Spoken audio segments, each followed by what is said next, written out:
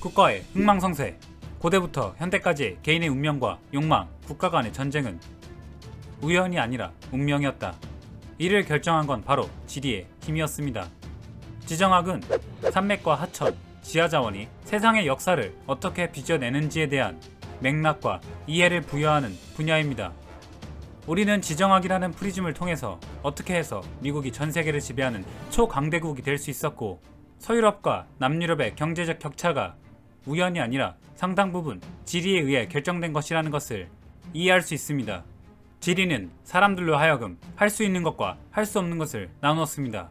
현대 기술 덕분에 이 격차가 어느 정도 줄어들었지만 우리는 여전히 지리의 영향을 받습니다. 지리의 힘, 즉 지정학을 이해한다는 것은 국가 간의 격차를 만들고 갈등을 야기하는 정치, 군사, 언어, 교역, 종교 등에 대한 이해로 확장될 수 있습니다. 예를 들어 중국과 인도는 상당히 긴 국경을 접하고 있음에도 역사를 통틀어 군사적 충돌이나 정치, 문화 등에서 공통점이 거의 없습니다. 1962년 국경 분쟁을 제외하곤 말이죠. 왜 그럴까요?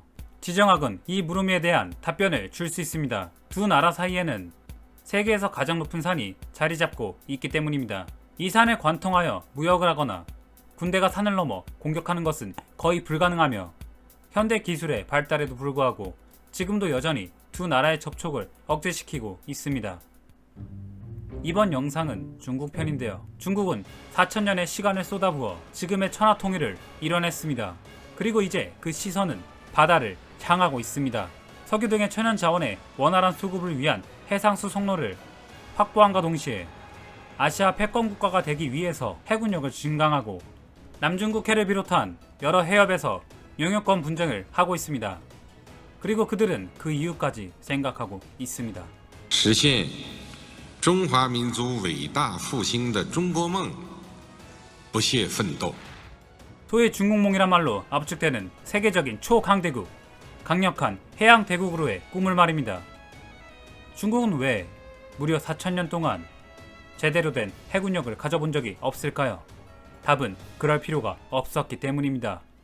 광활한 땅덩어리와 긴 국경선, 짧은 바닷길은 그들로 하여금 굳이 태평양, 대서양, 인도양이라는 광대한 해양을 넘어 영토 확장을 꾀하게 할 필요성을 느끼지 못하게 하였습니다. 이념적으로도 중화 사상이 중국인들로 하여금 이미 세계 중심인 그들에게 외부 세계로의 팽창을 강요하지 않았던 것도 한몫했을 것입니다. 해상항로는 그저 중국 상인들의 교역로일 뿐이었습니다. 최근까지도 중국은 광활한 영토와 인구가 14억에 이르는 대륙의 나라일 뿐이었습니다. 중국은 산발적으로 발생하고 있는 영토 다툼에서 자신들의 주장의 근거로서 중화인민공화국이라는 국가의 정체성보다도 중화 사상에 근거한 한족이라는 민족의 개념을 사용합니다. 이 개념의 탄생은 4000년 전까지 거슬러 올라갑니다. 내몽골 지역 아래 만주남부 황허 안쪽과 양쯔강 하부를 차지하는 넓이 43만 2천 제곱킬로미터에 달하는 북중국 평원의 북부에는 몽골의 고비 사막이 차지하고 있고, 서쪽은 점점 높아지다가 티베트 고원이 되고 히말라야에 이르며 남동쪽과 남쪽에는 바다를 두고 있습니다.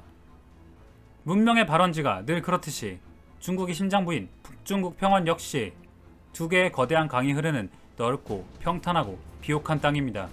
이모작 농법으로 인해 이곳의 인구는 급증하였고, 기원전 1500년경 수백 개의 소규모 도시국가들이 통일되어 최초의 고대국가인 상왕조가 탄생하였습니다. 이윽고 그들은 이곳을 자신들의 근거지로 삼고 그 주위를 완충지대로 삼는 한족이 탄생하게 됩니다. 현재 이들은 중국 인구의 90% 이상을 차지하고 있으며 다양한 지방 언어들도 존재하지만 북부에서 유래한 만다린어가 정부는 물론 미디어 및 교육의 영역에서 널리 사용되고 있는 주요 언어입니다. 또한 이 지역에는 10억의 인구가 모여 살고 있는데 3억 2200만 명이 모여 사는 미국 국토의 절반 크기에 불과합니다. 한족이 탄생한 지 4000년이 흘렀지만 이들을 하나로 묶는 것은 여전히 중원을 그들 국가의 중심부로 삼고 주위의 완충지대를 넓혀가는 지정학적 욕구입니다. 과거는 물론 현재에도 그들의 전략은 방어로서의 공격입니다. 우선 내부를 평정하고 확장한 다음에 세계로 움직인다는 전략입니다. 60여 년 전 티베트를 병합하면서 중국은 그 내부를 평정하게 됩니다. 하지만 과거만 하더라도 중국에게는 지정학적인 약점이 있었습니다.